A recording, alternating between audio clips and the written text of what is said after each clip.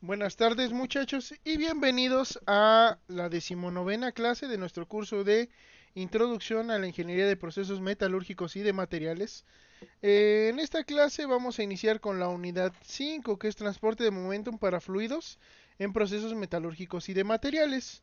En esta unidad lo que vamos a ver es una breve introducción, los mecanismos de los fenómenos de transporte, las similitudes entre esos fenómenos de transporte, las ecuaciones diferenciales en flujo de fluidos laminar, la ecuación de continuidad, la ecuación de Navier-Stokes, que están incluidas dentro de esas ecuaciones, eh, las condiciones de frontera iniciales y los pasos para desarrollar un modelo matemático, que ya vimos una clase pasada, pero bueno, no está de más volver a recordarlos.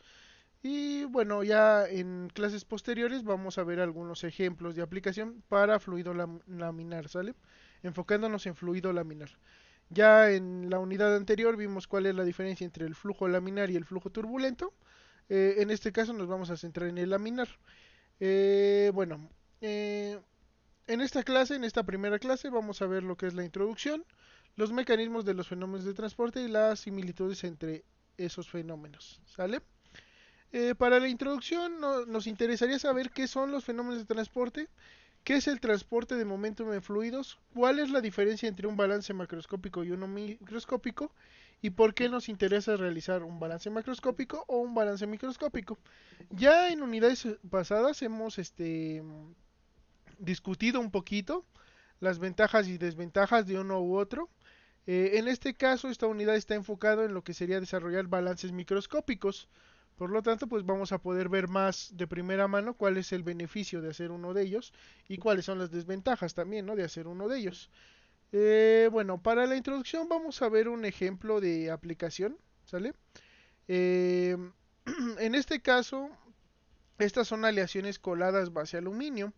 Vemos que la de la derecha está prácticamente sólida, mientras que, digo, la de la izquierda está prácticamente sólida, mientras que la de la derecha presenta algunas porosidades, ¿sale? Estas porosidades que se pueden ver a nivel microscópico, inclusive a mayores aumentos en un microscopio SEM, eh, se deben principalmente al atrapamiento del gas hidrógeno dentro de la aleación.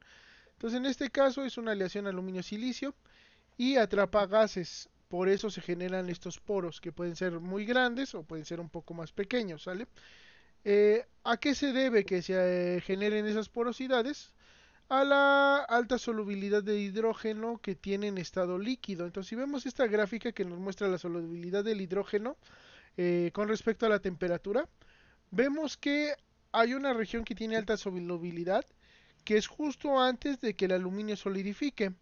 Entonces tenemos mucho hidrógeno disuelto en el líquido y una vez que pasa a estado sólido esa solubilidad se pierde muchísimo. ¿Qué es lo que ocasiona eso? Que ese hidrógeno que estaba originalmente disuelto en la aleación se ha expulsado y genere burbujas adentro de la misma.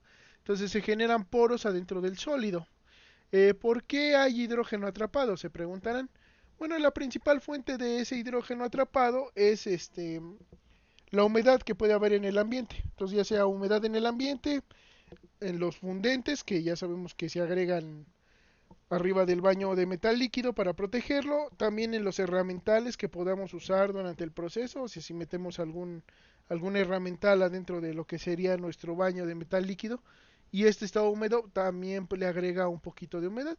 Entonces esa humedad lo que hace es reaccionar con el aluminio para formar alúmina, que es la escoria, y hidrógeno disuelto, ¿sale? Entonces este hidrógeno pasa a formar parte de la aleación,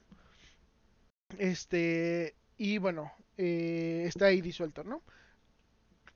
A nosotros no nos interesa que esté poroso. ¿Por qué? Porque estando poroso son regiones donde puede haber fallas catastróficas, ¿sale? Sobre todo en piezas que tengan una aplicación que requiera altas propiedades mecánicas y que requiera propiedades muy homogéneas. Eh, es por ello que hay que hacer tratamientos para eliminarlo. Entonces el tratamiento que se hace al metal líquido se llama desgasificación. ¿Vale? No nos quebramos mucha la cabeza para nombrarlo, entonces Hay actualmente tres métodos para eliminar ese gas atrapado. Una desgasificación natural, que es simplemente esperar a que el hidrógeno por sí solo eh, se, ¿cómo se dice? Se absorba se absorba, genere hidrógeno diatómico y bueno, se libere, ¿no?, a la atmósfera. Tarda mucho, no, si las condiciones no son adecuadas nunca va a pasar, entonces esta no es tan popular, ¿no? Existe la desgasificación al vacío, que es colar en una cámara de vacío, es muy caro, y por lo tanto, bueno, es muy efectivo, pero es muy caro, ¿no? Entonces no se usa más que en aleaciones que tengan un alto valor agregado. La natural pues se puede usar en aleaciones que no requieran muchas propiedades mecánicas, donde incluso que aparezca una porosidad nosotros no nos afecte mucho, por ejemplo en una pieza ornamental que no requiera esas propiedades altas, pues podemos usar ese, ¿no? Y existe el método de desgasificación mediante la inyección de gas o polvos, ya sea reactivos o no reactivos, a lo que sería el baño. Esta última es la que es la más popular, ¿sale? ¿Por qué? Porque es muy eficiente y es de la que más se han hecho estudios, porque es la que se usa en una planta convencional, ¿no? En una planta que genere partes que requieran elevadas propiedades mecánicas, pero que no sea una pieza así como muy especial. La que usamos es esta, ¿no? Inyectarle gas, principalmente gases no reactivos ya. Entonces, ¿cómo inyectamos este gas? Pues hay tres métodos principalmente. Usar una lanza, que es como un tubo que tiene una apertura en el fondo, y bueno, por ahí se inyecta el gas, hay que estarlo moviendo, para homogenizarlo. Es el método que más tarda, ¿no? Existe el tapón poroso, que lo que hace es muy similar a la lanza, pero en la punta hay un tapón poroso que lo que hace es romper esa burbuja de gas que estamos inyectando, y eso hace que haya burbujas más pequeñas que tienen más área interfacial para que sea más rápida la desgasificación. Y existe el método de rotor inyector, que es una lanza o una flecha en la cual se inyecta el gas, pero además está rotando y tiene en la punta un rotor que va a ayudar a agitar el baño, va a romper la burbuja para que sean burbujas pequeñas, y bueno, esa agitación va a ayudar a distribuirlas homogéneamente. Entonces es como el método más eficiente, ¿sale? Para hacer ese proceso de desgasificación. ¿Cómo funciona exactamente la desgasificación por gas? Bueno, nosotros inyectamos un gas inerte, en este caso está representado por el argón, y estas esferitas serían el hidrógeno monoatómico que está disuelto en el aluminio. Entonces, ese argón va a desplazarse dentro del baño hasta estar cerca de lo que son las burbujas de hidrógeno. Y esas burbujas de hidrógeno van a alcanzar esta burbujota mediante el mecanismo de convección, que es el baño que se está moviendo, y la difusión, ¿no? Como en esta superficie hay poco hidrógeno, pues el hidrógeno tiende a moverse hacia ahí, hacia ella, ¿no? Hacia esta región. Entonces se tienen que transportar a las cercanías o a las inmediaciones de la burbuja. Una vez que la burbuja o que el hidrógeno está cerca de lo que es la, la burbuja, hay una capa que se denomina capa límite, que vamos a ver un poquito más adelante, que tiene flujo laminar y donde el transporte se da exclusivamente por difusión. O sea, es una capa que tiene un movimiento muy lento. Aquí está magnificada, es mucho más pequeña. Y bueno, ahí el transporte tiene que ser totalmente difusivo, ¿sale? Entonces aquí difunde el hidrógeno una vez que alcance esta capa límite, difunde hacia la burbuja, ¿sale? Aquí sí se puede mover con el baño, aquí ya no se puede acercar tan fácilmente, ¿no? Requiere que haya difusión. Eh, una vez que el hidrógeno ya está alcanzando lo que es la burbuja, existen fenómenos de absorción y desorción. La absorción se refiere a que el hidrógeno se incorpora a lo que o tiene una interacción interfacial con lo que es la burbuja, generándose lo que es hidrógeno diatómico, ¿sale? Entonces ese hidrógeno diatómico se va a generar en la superficie de la burbuja, y una vez que es gaseoso se incorpora a la burbuja, ¿no? mediante difusión. Entonces esto hace que la burbuja crezca de tamaño, ya no va a ser argón puro, va a ser argón con hidrógeno. Y bueno, al final esta burbuja va a flotar hacia la superficie y va a abandonar el baño, eliminando de esta manera el hidrógeno del mismo. Así es como funciona la desgasificación mediante la inyección de un gas inerte. Eh, Ahora sí, les dije que el más eficiente sería hacerlo mediante un rotor. Entonces el rotor simplemente es una flecha en donde se inyecta el gas inerte. Aquí la punta está girando. Y bueno, este giro lo que hace es romper las burbujas, hace burbujas muy chiquitas. Y además, como el baño está agitado, por convección va a estar muy bien distribuido en todo el baño, ¿no? Macroscópicamente, nosotros sabemos que metemos aluminio con hidrógeno disuelto y metemos un fundente y vamos a obtener, bueno, y además el gas inerte, y lo que vamos a obtener son gases, que va a ser el hidrógeno y el argón. Vamos a obtener una capa de escoria y además vamos a tener el aluminio ya sin hidrógeno disuelto o con una cantidad muy pequeña de hidrógeno disuelto, más que nada, ¿no? Entonces, bueno, podemos hacer balances macroscópicos sobre el rotor, ya sea de materia, como el que les acabo de describir, de energía, podemos incluso hacer un balance de momentum, que ya vimos la unidad pasada, un poco cómo se hacía, pero hacer el enfoque macroscópico nos impide conocer exactamente qué es lo que ocurre al interior del reactor. Es por ello que es pertinente preguntarnos, ¿es importante conocer qué ocurre al interior del reactor? O sea, ¿cambiará algo si yo cambio algunas condiciones de operación, si cambio algunas variables de diseño? Y bueno, es ahí donde entran los balances microscópicos. Entonces vamos a centrarnos en este ejemplo, que es un artículo que es el efecto del diseño del rotor en la cinética de desgasificación mediante rotor inyector usando modelo matemático. ¿Sale? En este trabajo también usan modelo físico y vamos a ver qué resultados obtienen. Es de Abreu López, Diego, era profesor de la facultad ahí, y bueno, es parte del grupo de investigación al que pertenezco también, o era parte. Pero bueno, entonces está el artículo y básicamente lo que evalúan son tres diseños de rotor. Estos dos son rotores comerciales eh, que se venden justamente con el objetivo de aplicar esta técnica. Y este es un nuevo diseño que quieren comparar con los otros dos para ver si cambia en algo la cinética de desgasificación, ¿no? Bueno, como dice el artículo, el título está asistido por modelo matemático. También hacen modelo físico, les comento. Pero bueno, para hacer un modelo matemático, acuérdense que hay una metodología bien establecida. Y esa metodología incluye el uso de ecuaciones gobernantes, ¿sale? Entonces en este modelo usan usan un balance microscópico de momentum y bueno, además también simulan el transporte de especies químicas entre las fases gas y líquido. Eh, es un sistema bifásico, ya que tenemos el gas inerte que se inyecta y tenemos el fluido, ¿no? Que está dentro del mismo.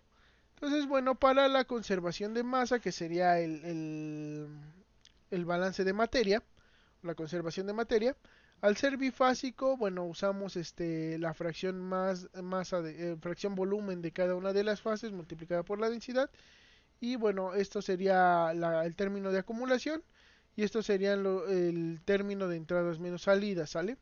Entonces, todo lo que entre tiene que salir por algún lado. Es básicamente lo que nos está diciendo esta ecuación gobernante, que la masa se va a conservar tanto para la fase líquida como para la fase gaseosa. Ahora, a nosotros nos interesa el balance de momentum. Ahorita no lo van a entender del todo el modelo.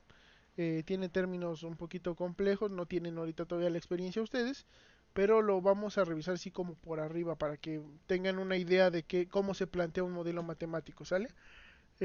Bueno, conservación de momentum. Ya sabemos que el momentum lo que nos dice es qué fuerzas interactúan con el fluido y cómo afectan el movimiento del mismo. Entonces en este caso tenemos dos ecuaciones, una para la fase líquida, otra para la fase gaseosa. Es un modelo con un enfoque euleriano, Euler-Euler.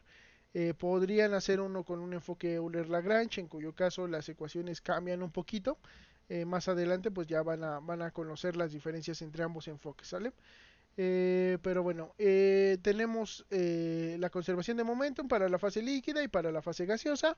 Entonces tenemos este término que es el cambio con respecto al tiempo, que básicamente es el término de acumulación, ¿sale? Lo pueden identificar fácilmente porque es el cambio con respecto al tiempo de cualquier cosa.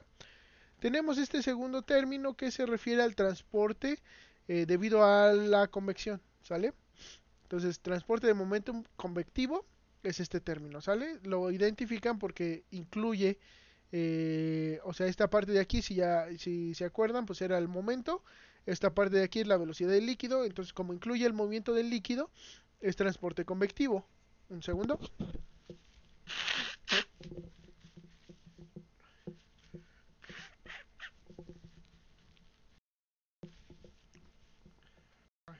Disculpen, muchachos. Eh, y bueno, tenemos esta parte de aquí que, si se acuerdan, es el gradiente de presión. Es la entrada de momentum debido al gradiente de presión. Esta parte de aquí, que es el término difusivo, transporte de momentum difusivo, eh, en este caso habla de una viscosidad efectiva, en este caso de una viscosidad dinámica total. Esta corresponde a que al ser un flujo turbulento el que está estudiando o sea, este sistema presenta un flujo turbulento, este término de aquí ajusta un poquito ese término difusivo y entonces esta es la difusividad turbulenta, ¿sale? Ya más adelante pues van a poder identificarlo bien. Entonces tiene término convectivo, término difusivo de momento. Aquí viene un término fuente debido al efecto de la gravedad. Esta es la fuerza, el intercambio de momentum entre las fases, ¿sale? Este término fuente. Y este último término fuente corresponde a la fuerza Coriolis. Entonces el término fuente debido a la interacción entre las fases viene dado por esto, que incluye un coeficiente de intercambio gas líquido y la diferencia de velocidad entre la fase gaseosa y la fase líquida. Y bueno, la fuerza Coriolis viene dada por esta expresión, ¿sale? eh, que, que deben saber es aquella fuerza que le aplica un componente rotacional al movimiento de un fluido. Y bueno, hay experimentos muy famosos, ¿no? Donde se ve que en el cambio pasando la línea del ecuador tiene el sentido opuesto. Entonces tiene que ver con eso. Bueno, el coeficiente este que les digo de intercambio gas líquido viene dado por esta expresión que a su vez depende del tiempo de relajación de la partícula, de la concentración interfacial y del coeficiente o la función de arrastre. Que esta función de arrastre pues tiene un coeficiente de arrastre que en este caso se calculó con el modelo de Schiller-Newman. Y bueno, esa sería las ecuaciones para el transporte de momentum. Entonces tenemos la ecuación de continuidad, que es el balance de masa, tenemos el balance de momento microscópico, que son estas dos ecuaciones con todos los términos desarrollados.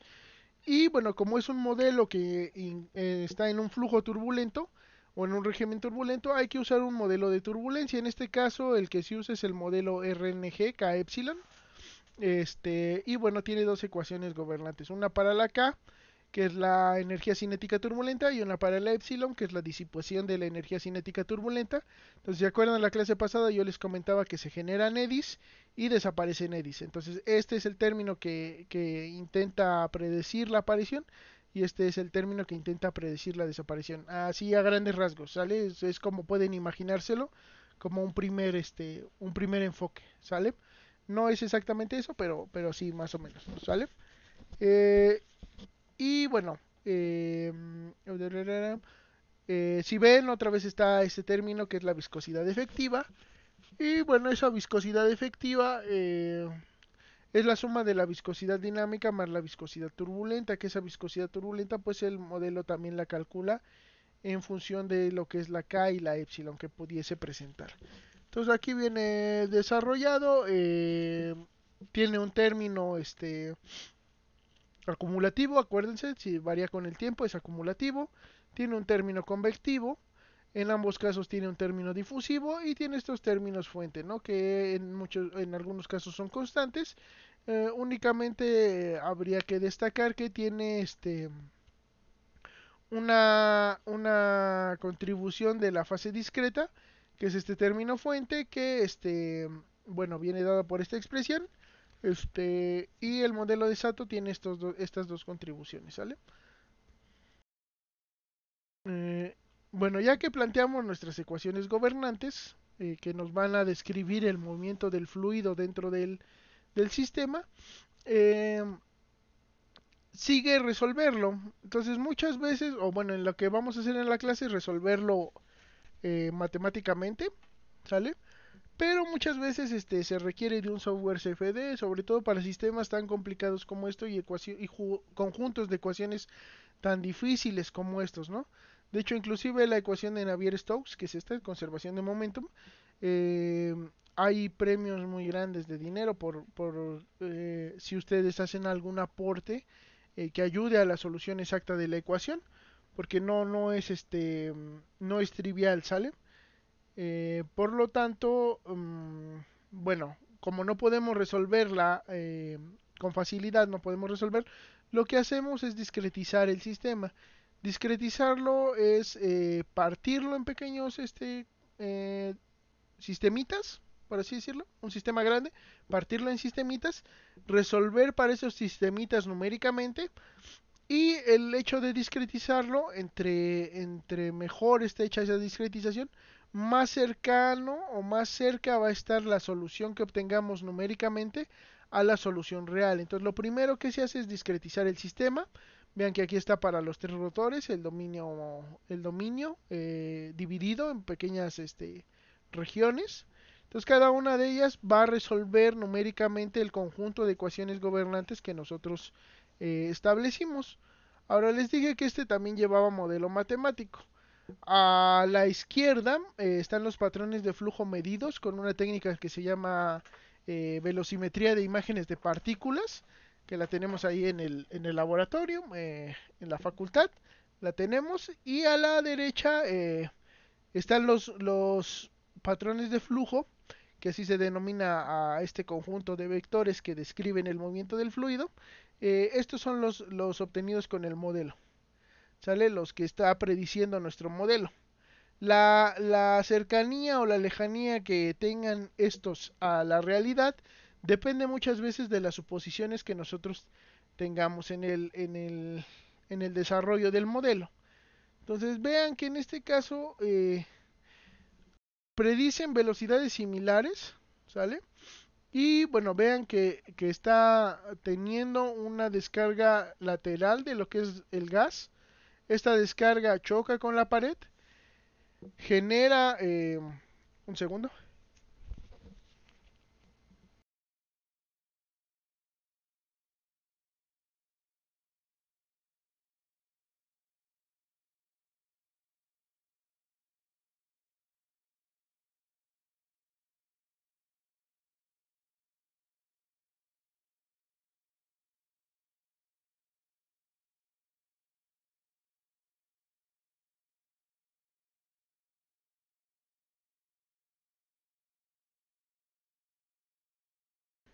Perdón, es que me está dando un poquitín de gripa, entonces... Pues, perdonen la interrupción. Bueno, entonces, bueno, en ambos casos se ve una descarga del gas natural. El gas viene por la flecha, llega aquí al rotor, el rotor avienta ese gas hacia las paredes y vean que se generan dos recirculaciones, ¿sale? Dos movimientos recirculatorios. Uno hacia la superficie, que se reincorpora una vez que llega a la superficie libre al movimiento del fluido, y uno hacia la parte baja, ¿sale? Eh, en el caso del modelo, pues sí, predice esas dos recirculaciones, pero sobre todo la magnitud de la superior es diferente, ¿sale? No es exactamente la misma. Sin embargo, pues tiene mucho parecido en cuanto a las velocidades que predice, ¿sale? Vamos a ver otro, otro rotor. Este es el segundo diseño para el rotor B. Entonces vean que aquí el ángulo de descarga está ligeramente curviado, lo cual el modelo predice bien. Y nuevamente tenemos dos recirculaciones que si bien la de abajo se parece, la de arriba está un poquito más menor en intensidad que lo que se observa en las mediciones experimentales. Pero bueno, también hay que considerar que la medición experimental pudiese llegar a tener error, ¿sale? Aún así, lo que ustedes tienen que considerar verdadero, siempre, siempre, siempre es la parte experimental. Cada vez que planteen un modelo matemático, tienen que validarlo. Esa validación son con pruebas en planta o con modelo físico. El modelo físico o su modelo matemático se tiene que parecer a los resultados experimentales para validarlo y que sepamos que funciona, que sirve, que lo podemos usar para predecir alguna cosa. Si no se valida, no sirve un modelo matemático porque podríamos estar prediciendo mentiras, ¿sale? Entonces siempre hay que validarlo, siempre contra experimentos. Y bueno, finalmente vamos a ver los patrones de flujo para el rotor C. Entonces vean que aquí el ángulo de descarga es un poquito más bajo, ¿sale? Tenemos esta recirculación muy fuerte, las velocidades son mayores también. Y el modelo aquí predice un poquito mejor lo que es la recirculación de la parte de arriba, ¿sale? Entonces también se acerca bastante, sobre todo en magnitud. Entonces esto nos indica que bueno, de estos tres podemos decir que el modelo predice con bastante precisión lo que sería la velocidad del sistema, ¿sale? Y la distribución de la misma también lo hace bastante bien. Vamos a ver las fracciones gas. Estas son fotografías del experimento y estas son la fracción de gas que predice el modelo. Entonces vean que predice bien en la deformación de la superficie libre en todos los casos, ¿sale? Se parece bastante.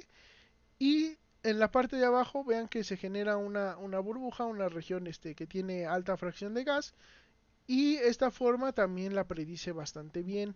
Inclusive la distribución de las burbujas, que serían estas regiones, ya que no estamos usando, no podemos predecir exactamente la posición de cada burbuja con el modelo que está planteado, pero sí podemos predecir dónde van a estar mayoritariamente. Entonces la distribución de las burbujas también la predice bastante bien. Entonces con esos dos resultados nosotros podemos decir que el modelo está validado, ¿sale?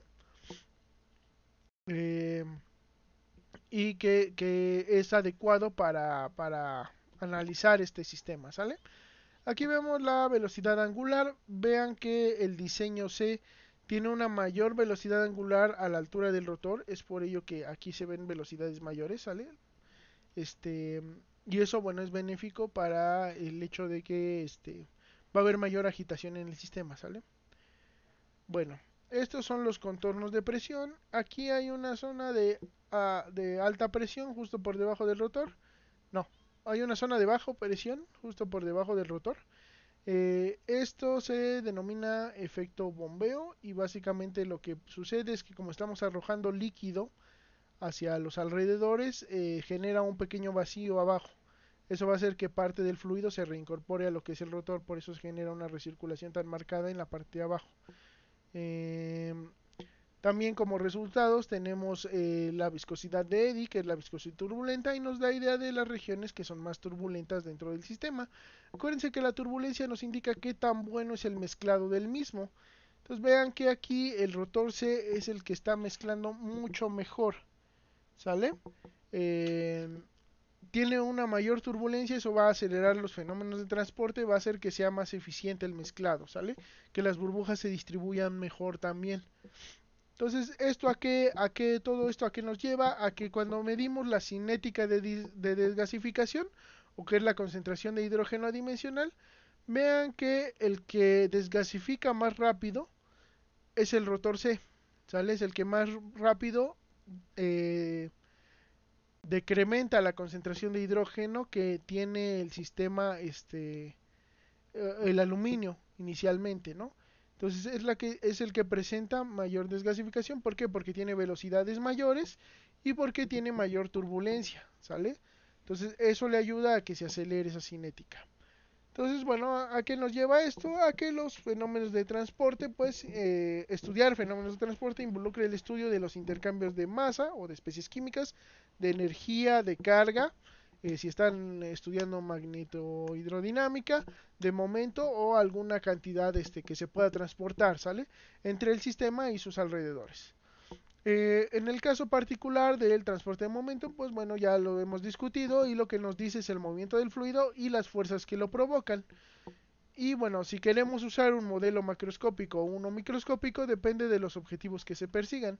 En este caso en particular, podríamos usar un modelo macroscópico para estudiarlo igualmente, pero en ese caso no sabríamos a ciencia cierta por qué el diseño del rotor es importante, por qué afecta mucho el desempeño del sistema. Si yo lo hiciera macroscópico, yo no podría visualizar esta parte, lo que hay adentro, ¿sale? Entonces yo no podría explicar por qué es mejor. Sabría que es mejor el C. Y, indudablemente yo llegaría a esa conclusión, pero no sabría por qué y por lo tanto no podría mejorar ese diseño. ¿Sale? Entonces, ¿por qué queremos una aproximación microscópica? Porque queremos mejorarlo de cierta manera. ¿Por qué usar una aproximación macroscópica? Porque nos interesa el control de proceso o el control de, de alguna variable de operación que no queramos o que ya conozcamos el efecto y que únicamente queremos optimizar. O bien que ya conozcamos el efecto y que queramos únicamente optimizar cuál es el valor que vamos a usar. O bien que... Ay, se me fue la idea. Eh, entonces, queremos un modelo macroscópico para control de proceso principalmente. Para optimizar alguna variable que ya conozcamos el efecto, o bien que sea una variable que sabemos que no va a modificar mucho microscópicamente el desempeño del sistema. Entonces, si es una variable que a nosotros nos interesa conocer cuál es su efecto a ciencia cierta dentro del sistema, hacemos un balance microscópico y podemos observarlo y estudiarlo, ¿no? Y ver bien por qué se comportó mejor. Entonces, bueno, vamos a terminar esta parte de la introducción con lo que es la bibliografía. En este caso, pues vean que tenemos muchísima bibliografía. Eh, yo les recomendaría principalmente para empezar con lo que es el transporte de momentum, lo que serían estos tres libros, ¿sale? Cualquiera de los tres trae muy bien explicado lo que es el transporte de momentum. Estos dos, de hecho, pues también tienen transporte de especies y transporte de energía.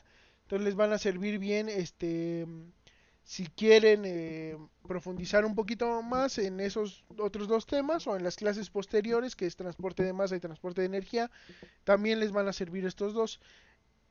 También recomendaría que le echaran un ojo a estos dos. Los dos están interesantes, sobre todo este para modelado CFD, está muy bien. Este más que nada, pues también podría entrar dentro de la misma categoría de estos dos, ¿no?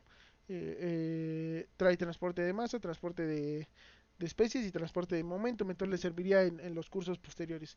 Pero si quieren software CFD, este les podría servir bien, ¿sale? Entonces, bueno, ya que discutimos un poquito la importancia del transporte de momentum y de por qué usar una aproximación microscópica para estudiar un sistema como lo fue el rotor inyector, vamos a discutir, o bueno, vamos a mencionar que desde el punto de vista de ingeniería química metalúrgica existen tres principales fenómenos de transporte que nos interesan. El transporte de energía térmica o transporte de calor, el transporte de especies químicas o transporte de masa y el transporte de momentum. Le dicen transporte de masa, pero... Ay, perdón. Pero yo... no, bueno, no es un término tan adecuado porque el transporte de masa se refiere más a la ley de conservación de la materia, ¿sale? Denme un segundo, déjenme tomar agua.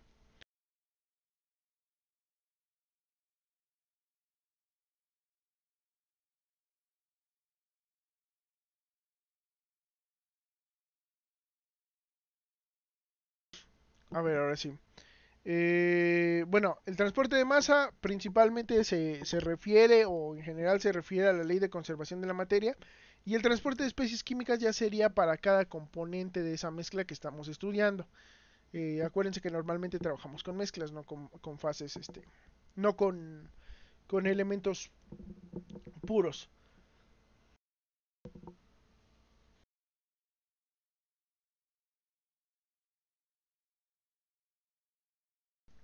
Y bueno, en cuanto a los fenómenos de transporte, pues existen principalmente o tenemos mecanismos por los cuales se transportan unos u otros. En el transporte de calor tenemos transporte por conducción, por convección y por radiación. Eh, en el transporte de masa está el transporte por difusión o el transporte por convección.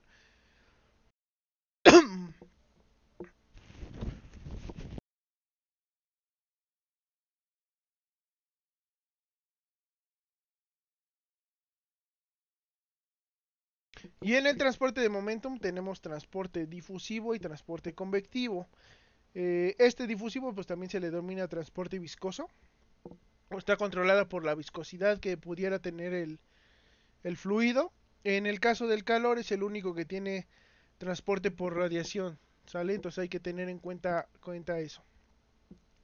Y bueno, la conducción sería el símil a la difusión, ¿sale? Se comportan muy similar, ahorita vamos a verlo. Eh, Vamos a verlo con más detalle. Para poder explicar lo que es o estos mecanismos de fenómenos de transporte, vamos a hablar un poquito de lo que es la capa límite. Entonces, en un fluido, ¿sale? Eh, Cuando este se mueve y está en contacto con una superficie sólida o de otra fase, más que sólido y fluido, sería cuando hay dos fases distintas, ¿sale? Dentro de un fluido y el fluido se está moviendo. En nuestro caso particular, o es más fácil de ver cuando tenemos un fluido que está en contacto con un sólido, ¿sale? Pero esta otra podría ser otra fase, cualquier otra fase. En la interfase entre ambas, entre ya sea el sólido, el fluido o ambas fases, se genera una pequeña capa, una pequeña región que tiene un transporte difusivo completamente, como lo vimos en el ejemplo de la desgasificación. Había una capa alrededor de la burbuja que está gobernada principalmente por difusión, ¿sale? Entonces, esa pequeña capa eh, se denomina capa límite. Y bueno, esa capa límite pues va a transferir momentum, va a transferir calor o va a transferir especies químicas principalmente por difusión, ¿sale? Entonces, como es una capa que parte de velocidad cero prácticamente, que acuérdense que un líquido hay una capa molecular que está a la misma velocidad de la pared sólida o de la otra fase, y bueno, esa se denomina no deslizamiento, ¿sale? Hay una capita que no se desliza y que por lo tanto tiene una velocidad muy baja. Entonces, para llegar a la velocidad del seno del fluido, pues existe un gradiente que principalmente está controlado por difusión, ¿sale? Entonces, el movimiento del fluido, ¿sale? Ya para hablar de convección, que es el movimiento que nosotros estamos formando, puede ser forzado si nosotros, por ejemplo, le metemos una diferencia de presión que haga que se mueve. Si agitamos mecánicamente, también es una convección forzada. O puede ser natural debido a ya sea a un gradiente de concentración, a un gradiente de temperatura que implique el movimiento de ese fluido, ¿sale? Entonces puede ser natural o puede ser forzada. Eh, entonces ahora ya dicho esto, pues tenemos convección y tenemos difusión, ¿sale? Como los principales mecanismos de transporte, o bueno, en lugar de difusión puede ser conducción en el caso de que sea un transporte de calor, ¿sale? Entonces, bueno, tenemos la capa límite, que es esa capa que está pegada a una interfase y que va a ser principalmente controlada por difusión.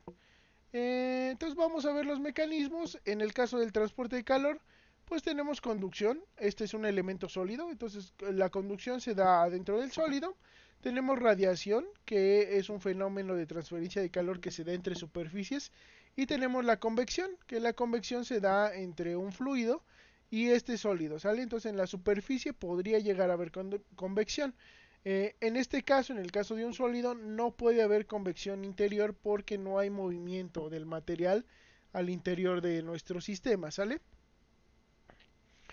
Si estuviéramos estudiando el transporte de calor en un fluido, ahí sí puede haber convección y conducción al interior del sistema, ¿sale?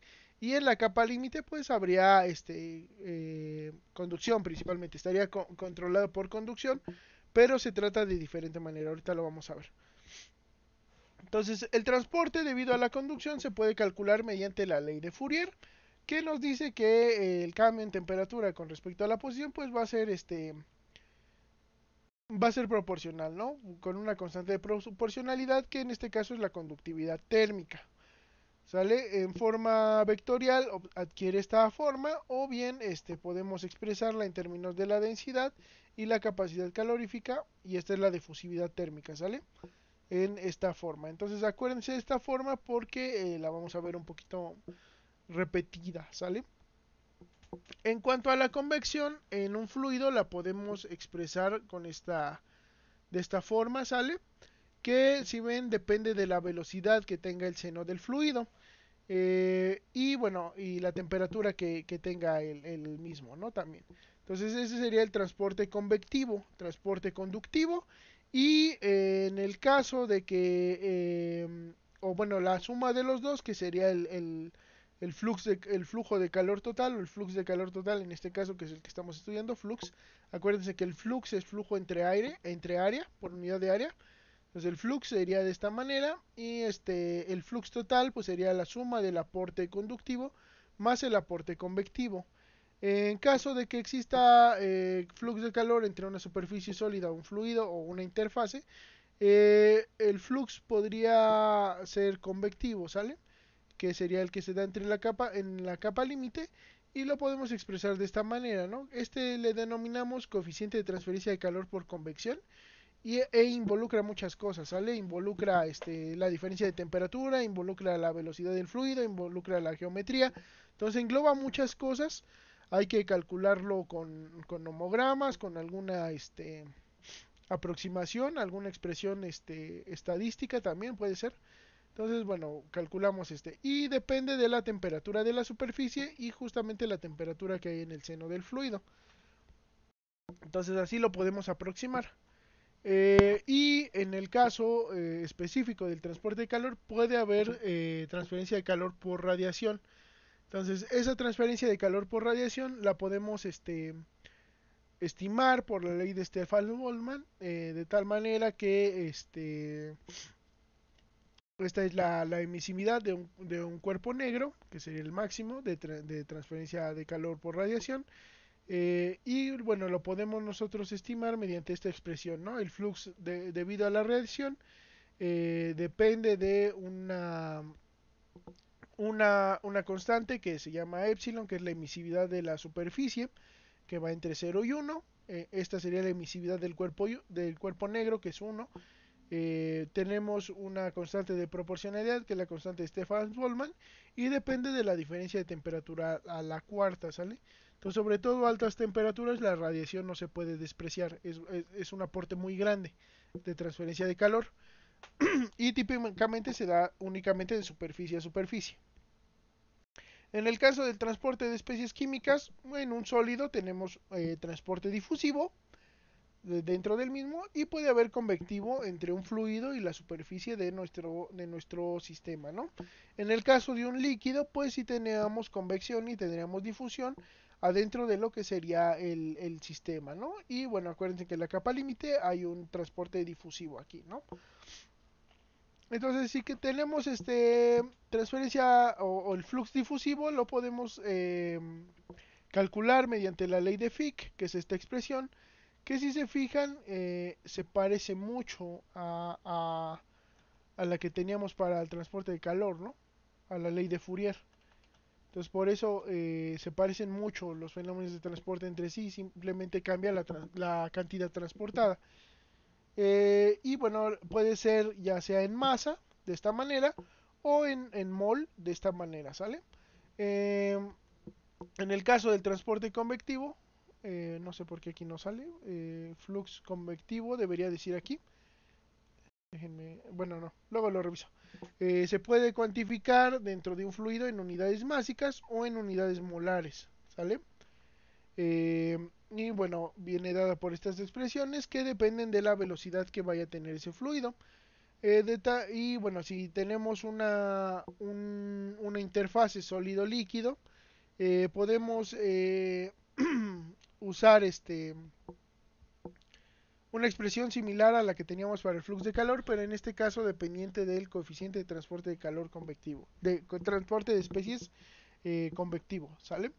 Y bueno, este también engloba muchas cosas, ¿no? Temperatura, diferencia de concentración, geometría, velocidad del fluido, método de agitación, o sea, depende de muchas cosas, pero todo lo engloba aquí, es una constante de proporcionalidad, y bueno, debido a la diferencia de presión, o sea, de concentración ya sea másica o molar. Finalmente, el transporte de momentum. Nosotros tenemos transporte por convección o transporte por difusión o también denominado transporte viscoso. En la capa límite nuevamente está controlado por este transporte difusivo. Eh, en este caso se puede establecer el flux de momentum viscoso mediante la ley de viscosidad de Newton, que nuevamente se parece a la ley de Fourier o a la ley de Fick. Entonces es muy similar el transporte de los tres fenómenos. Y bueno, en el caso de que sea convectivo, pues nosotros lo podemos estimar mediante esta expresión que depende nuevamente de la velocidad del fluido. Y bueno, acuérdense que este es el momento, ¿sale? Eh, si hay transporte convectivo entre una superficie sólida y un fluido, pues también lo podemos estimar mediante esta expresión, ¿sale? Que es muy similar y bueno, tiene un coeficiente de transporte de momentum por convección que nuevamente depende de muchos factores, bueno, pero que nos va a ayudar a estimarlo. Y bueno, ¿cuáles son las similitudes entre los distintos fenómenos de transporte? Vemos que la cantidad transportada o la fuerza motriz que implica que haya un transporte, pues va a depender de cada uno, ¿no? Tenemos transporte de masa, de calor, de especies químicas y de momentum. El de masa y el de especies químicas son distintos o los diferenciamos porque el de masa implica como la continuidad, ¿no? Que implica que todo lo que entre tenga que salir y que se va a conservar la masa. El de especies químicas implica la conservación de masa para cada especie, ¿sale? Entonces, en eso se diferencia uno del otro. Entonces, ¿cuál es la cantidad motriz en el transporte de masa? Sería materia. En el calor, pues sería energía interna, más específicamente podríamos decir que la temperatura, o bueno, más generalmente podríamos decir que la temperatura. En cuanto a especies químicas, la fuerza motriz es el potencial químico, pero muchas veces se ve reflejado en composición, así como la energía interna se ve reflejada como temperatura. Y para el momento, pues hay cambios de momento, cambios de presión, tensiones, esfuerzos, etcétera, ¿sale? Para los mecanismos de transporte de masas incluyen la difusión y la convección. Para el calor hay conducción, convección y radiación. Para especies químicas hay nuevamente difusión y convección. Y para momento hay difusión y convección. Hay una cantidad que se llama difusividad, que si se acuerdan tiene mucho que ver con la ley de Fick, ley de Fourier o la ley de viscosidad de Newton, que bueno, nos estima qué tan bueno es el material para transportar esa cantidad. Entonces, en el caso de calor es alfa, que es K entre Rho Cp, conductividad térmica, densidad, capacidad calorífica. En el caso de especies químicas es el coeficiente de difusión. Y en el caso de momentum es la viscosidad cinemática, que es la viscosidad dinámica entre la densidad. También todas tienen un coeficiente convectivo, que les digo que engloba muchísimas cosas, pero que se puede calcular y que nos ayuda a calcular lo que es el transporte entre una interfase o una intercara del sistema, ¿sale? Ya sea un sólido líquido, frecuentemente es lo más popular, pero también podría ser entre dos fases. Y bueno, en cuanto a la ecuación diferencial en masa, calor y especies químicas, son ecuaciones vectoriales. Y en el caso del transporte de momentum son ecuaciones tensoriales. Eh, entonces, bueno, hay estas ecuaciones vienen dadas en distintos sistemas coordenados ya sea coordenadas cartesianas, que son x, y y z, coordenadas cilíndricas, que son x, y, x, x no, es r, que es la posición radial, z, que es la posición axial, y teta, que es la posición angular. Entonces, en ese caso, un elemento diferencial pues vendría dado de esta forma, ¿no? Entonces, depende de la posición radial, posición axial y posición angular. Y puede ser coordenadas esféricas, que las coordenadas esféricas nuevamente dependen de un eje. No, de un eje no. Ahora dependen únicamente del radio, ¿sale? Y dependen de dos ángulos, ya sea ángulo teta o ángulo phi. ¿Sale? Entonces un elemento diferencial luciría de esta forma, va creciendo hacia radialmente y además se mueve, se desplaza en dos ángulos, ¿sale? Para coordenadas esféricas. Eh, y bueno, las ecuaciones diferenciales pues tienen diferentes formas dependiendo de la cantidad transportada. Entonces, para el caso de transporte de materia, que es la ecuación de continuidad, nosotros tenemos en coordenadas rectangulares, cilíndricas y esféricas distintas ecuaciones. Igual para el transporte de calor tenemos en coordenadas rectangulares, cilíndricas y esféricas. Vean que son similares hasta cierto punto. Tienen eh, similitudes. Igual transporte de especies químicas, hay coordenadas cilíndricas y esféricas. Ajá. Y todas estas son vectoriales, ¿sale? Dependen únicamente de magnitud y dirección. Pero en el caso del transporte de momentum, tenemos tres ecuaciones únicamente en el sistema coordenado y eso es porque es una ecuación vectorial. Estas ya las van a ver más adelante, estas tres. Estas las vamos a trabajar, lo que es la conservación de materia, continuidad y la conservación de momentum. Las vamos a trabajar un poquito más la próxima clase. Pero bueno, tenemos en coordenadas cartesianas para momentum, tenemos tres ecuaciones. En coordenadas cilíndricas tenemos tres ecuaciones y en coordenadas esféricas tenemos tres ecuaciones. Esto es porque son tensores, acuérdense que aquí no solo importa la dirección, sino también el área sobre la que se aplica ese esfuerzo, ¿sale? Entonces por eso son vectoriales. Y bueno, con eso terminamos la clase de hoy. No, esperen, me falta enseñarles que adicional a esta clase, pues yo les preparé unas tablas de fenómenos de transporte. Entonces tengo el tensor de esfuerzos, que lo vimos la clase pasada. Tenemos la ecuación de conservación de masa, conservación de momentum, ¿sale? Que son para cada coordenada. Tenemos la conservación de energía térmica, que también en coordenadas cartesianas, coordenadas cilíndricas y esféricas, ¿sale? Y tenemos la conservación de especies químicas, ¿sale? Esa tanto en masa como en mol, ¿sale?